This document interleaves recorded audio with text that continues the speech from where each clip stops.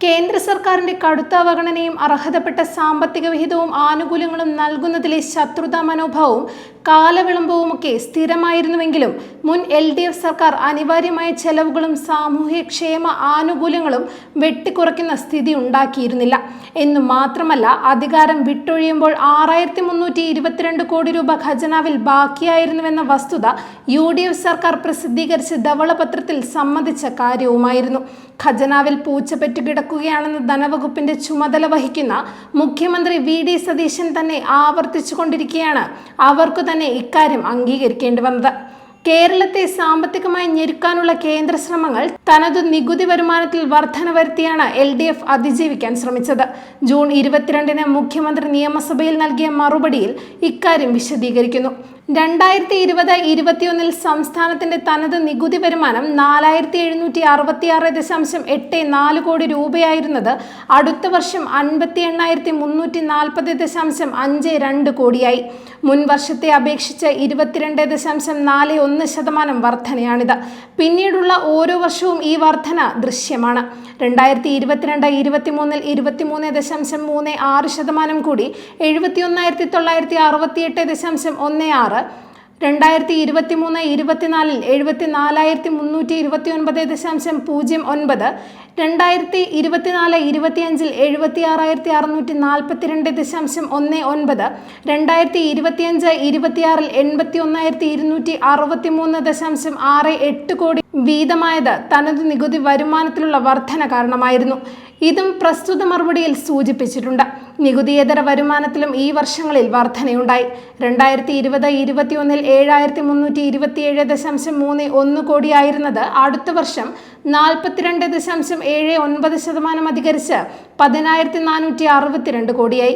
പിന്നീട് ഓരോ വർഷവും യഥാക്രമം 44.5, 8.12, 0.86, 10.54% വീതം വർദ്ധിച്ച് 2025-26 നികുതിയേതര വരുമാനം 18,225.13 കോടിയായി ഉയർന്നു. നികുതിയേതര വരുമാനം കൊണ്ട് നിർവഹിക്കാവുന്നതായിരുന്നില്ല സംസ്ഥാനത്തിന്റെ ചെലവുകൾ. പ്രത്യേകിച്ച് സാമൂഹ്യക്ഷേമ രംഗത്ത് LDF സർക്കാർ ആവിഷ്കരിച്ച് നടപ്പിലാക്കിയ പദ്ധതികൾ. അതുകൊണ്ട് കടത്തെ ആശ്രയിക്കേണ്ടി വന്നിരുന്നു. ഈ കടം വൻ ബാധ്യതയായെന്നും സാമ്പത്തിക മാനേജ്മെന്റിന്റെ പരാജയമാണെന്നും കെടുകാര്യസ്ഥതയാണെന്നും സ്ഥാപിക്കാൻ UDF കൊണ്ടുപിടിച്ച ശ്രമങ്ങൾ നടത്തിയതും നാം കണ്ടതാണ്. പക്ഷേ ഈ പ്രതിസന്ധി കൊണ്ട് സാധാരണ ചെലവുകൾ നിയന്ത്രിക്കേണ്ടി വരികയോ ആനുകൂല്യങ്ങൾ തടയുകയോ ചെയ്യേണ്ടി വന്നിരുന്നില്ല. എന്നാൽ അധികാരത്തിലേറി 2 മാസം പിന്നിടുമ്പോഴേക്കും സംസ്ഥാനം ഗുരുതര സാമ്പത്തിക തകർച്ചയിലേക്ക് പതിക്കുകയാണെന്നും ചെലവ് ചുരുക്കൽ അനിവാര്യമായിരിക്കുന്നുവെന്നുമുള്ള വിവരങ്ങളാണ് പുറത്തുവരുന്നത്. സാമ്പത്തിക ഞെരുക്കത്തിന്റെയും അതു കാരണമുള്ള നിയന്ത്രണങ്ങളുടെയും സൂചനകൾ ഇതിനകം തന്നെ പുറത്തു വന്നിട്ടുണ്ട്. താൽക്കാലിക ജീവനക്കാരായി നിയമിതരായ പലരുടെയും വേതനം നൽകാനായിട്ടില്ല. KSRTCയിൽ പാനൽ ജീവനക്കാർ, തദ്ദേശ സ്വയംഭരണ വകുപ്പിലെ കമ്മ്യൂണിറ്റി നഴ്സുമാർ, സ്കൂൾ പാചക തൊഴിലാളികൾ എന്നിവർക്കെല്ലാമുള്ള വേതനം മുടങ്ങുന്ന സ്ഥിതിയുണ്ടായി. KSRTCയിൽ 6,000, പാചക തൊഴിലാളികളായ 13,000-ലധികം പേർ എന്നിവരെല്ലാം വേതനം കിട്ടാത്തവരായുണ്ട്.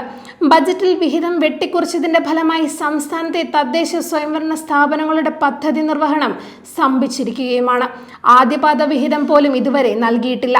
ഈ വിധത്തിൽ വളരെ കുറച്ചുനാൾ കൊണ്ട് തന്നെ സാമ്പത്തിക പ്രതിസന്ധി നേരിട്ട് അനുഭവിച്ചു കൊണ്ടിരിക്കുകയാണ്.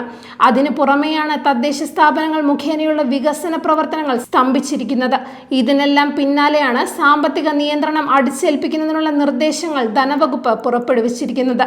പുതിയ പദ്ധതികൾ ഒഴിവാക്കണം, ചെലവുകൾ പരിമിതപ്പെടുത്തണം എന്നിങ്ങനെ നിർദ്ദേശങ്ങളാണ് വിവിധ വകുപ്പുകൾക്ക് നൽകിയിരിക്കുന്നത്. ലാഭകരമല്ലാത്തതും അടിയന്തര പ്രാധാന്യമില്ലാത്തതുമായ പദ്ധതികളും ഒഴിവാക്കണം. ശമ്പളം ഒഴികെയുള്ള ചെലവുകളെല്ലാം പരിമിതപ്പെടുത്തണമെന്നും നിർദ്ദേശത്തിലുണ്ട്. ഫലത്തിൽ സംസ്ഥാനത്തെ സാമൂഹ്യക്ഷേമ പ്രവർത്തനങ്ങളും വികസന പദ്ധതികളും വേണ്ടെന്ന് വയ്ക്കുന്ന സ്ഥിതിയാണ് ഈ നിർദ്ദേശത്തിലൂടെ ഉണ്ടാകാൻ പോകുന്നത്. ഗുരുതരമായ സാഹചര്യങ്ങളാണ് സംസ്ഥാനം നേരിടാൻ പോകുന്നത് എന്നതിന്റെ സൂചനയായി വേണം ഈ നിർദ്ദേശങ്ങളെ കാണാൻ. UDF സർക്കാർ അധികാരത്തിലേറി 2 മാസമാകുമ്പോൾ തന്നെ 10,400 കോടി രൂപ കടമെടുത്തു കഴിഞ്ഞിട്ടുണ്ട്. KSRTC 1,700 കോടി കടമെടുക്കാൻ പോകുന്നുവെന്ന വാർത്തകളും വന്നിട്ടുണ്ട്. LDF സർക്കാർ സംസ്ഥാനത്തെ കടക്കെണിയിലാക്കിയെന്ന് കുറ്റപ്പെടുത്തിയിരുന്നവരാണ് കുറഞ്ഞ കാലയളവിൽ ഇത്രയധികം തുക കടമെടുത്തിരിക്കുന്നതെന്ന വൈരുദ്ധ്യവുമുണ്ട്. UDF അധികാരത്തിലിരുന്ന വേളയിലെല്ലാം ഈ സാഹചര്യം സംസ്ഥാനം അഭിമുഖീകരിച്ചിരുന്നതാണ്. നിയമന നിരോധനം, ജീവനക്കാരുടെയും മറ്റും ആനുകൂല്യങ്ങൾ തടയൽ എന്നിവ പതിവായിരുന്നുവെന്ന് നമുക്ക് ഓർമ്മയുണ്ട്. അത്തരമൊരു സാഹചര്യത്തിലേക്കാണ് സതീശൻ സർക്കാർ കേരളത്തെ നയിക്കുന്നതെന്ന് ഇതിലൂടെ വ്യക്തമാണ്.